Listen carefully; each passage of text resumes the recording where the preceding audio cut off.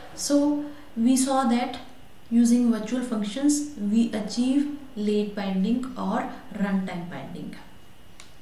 So when calling a virtual function using a base class pointer, the compiler selects the function based on the contents of the pointer, not on the type of the pointer. So we have already seen this in the programming practice. When you are not using the virtual function, then the contents of this the type of this base pointer decides which show function will be executed. But when you are using virtual functions, then the contents of this pointer decide which show function will be executed. Okay, but how does this happen? The compiler does not know what to do, so the compiler defers the decision of binding until you run the program. So compiler will not do any binding when you use the virtual functions.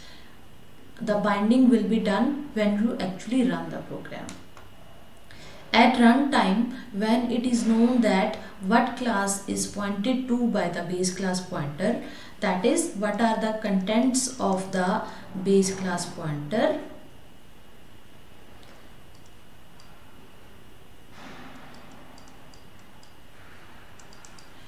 the version of the redefined virtual function will be called.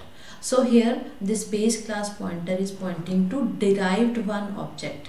So derived one show will be called. When base class points to derived two object, then derived two show will be called. And this is called late binding or dynamic binding, and we have already seen this through the program.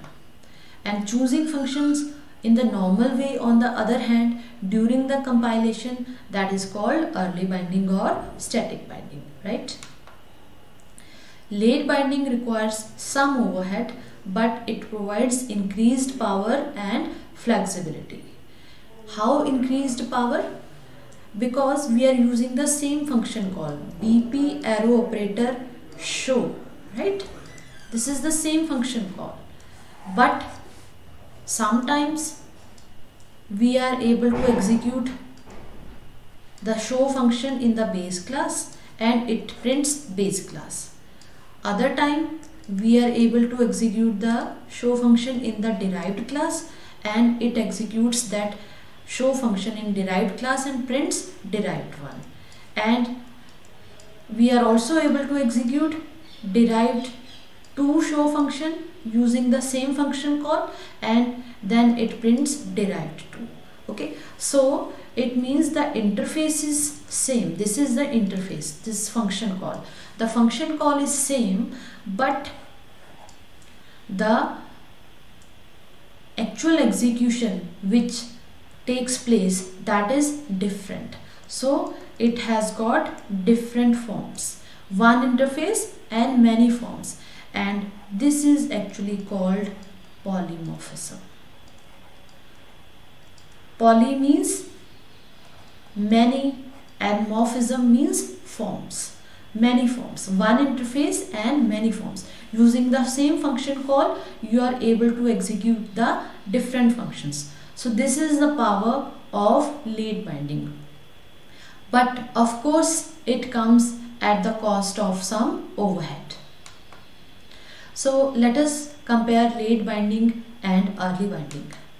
Early binding, as you know, it is done at the compile time. Early binding occurs when all the information needed to call a function is known at the compile time. Okay, so compiler knows that there is some function f1 and this is a call to f1, so it binds this function call to this function definition. All the information is available. So examples are normal function calls, overloaded function calls and overloaded operators.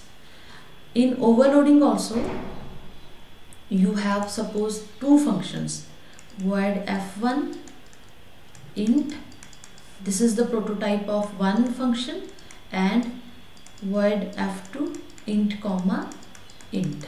This is the prototype of the other function f1.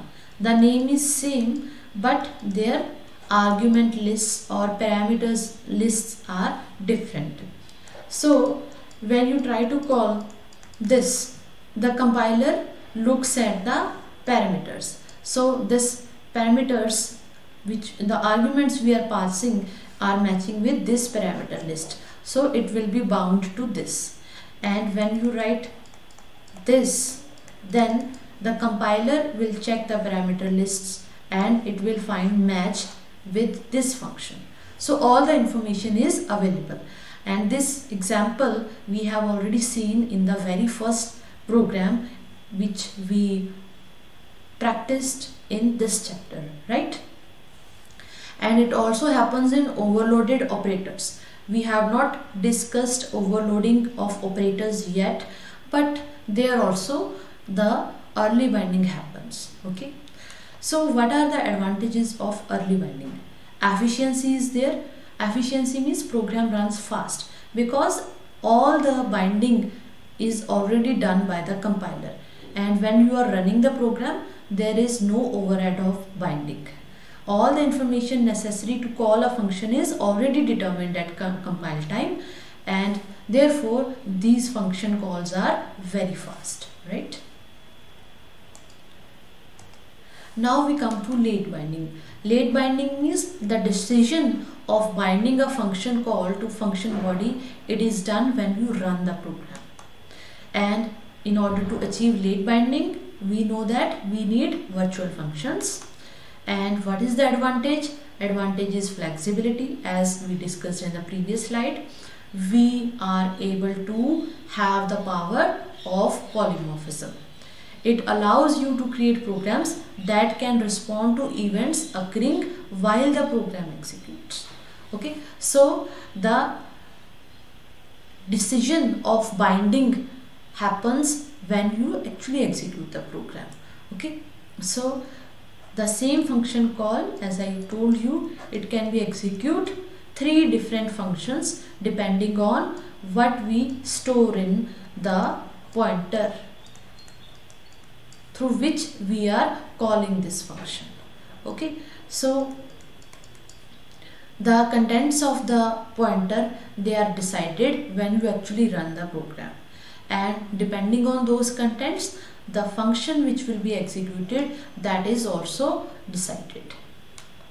And disadvantage is slower execution, because you have to bind, you have to perform the task of binding the function calls to function bodies while you execute. This makes the function call slower, right?